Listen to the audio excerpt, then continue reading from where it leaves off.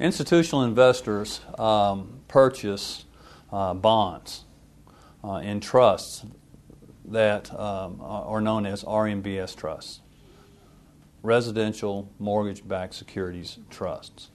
They buy into the RMBS trusts because they are told that they're safe. They're told that they are backed by FHA, Fannie Mae, and Freddie Mac, when in fact they are not. The trusts purchase many loans in various tranche levels of credit ratings in their trusts. The investor purchases certificates in these trusts just like a stockholder would buy a share of stock. So the bondholder, trust investor, buys a certificate that's worth X over a certain amount of time. The trust fails to administer the mortgages.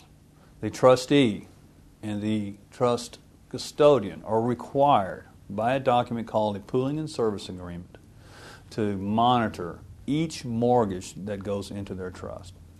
They are required to file certain documents such as the note, the mortgage, and any assignments that are ancillary to those documents with the custodian. They do not. The trusts do not have all the requisite documents to enforce those mortgages.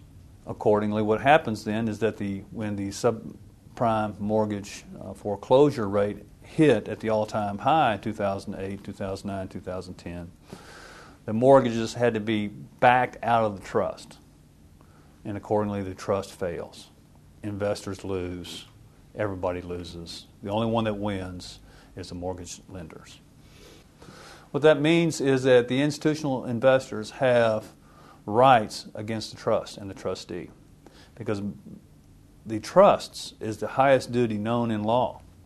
Those trusts are required to follow their documents, their agreements with the investors and with the mortgage companies very rigidly, very securely. The investors have a clean case against the trusts 9 times out of 10 because the trusts have failed to monitor the mortgages going in there. The trusts have failed to monitor particular mortgage companies that had a track record of failing, IndyMac being one, and others. When the trustee fails to do that, the investor loses. The investor has a clean case against the trust.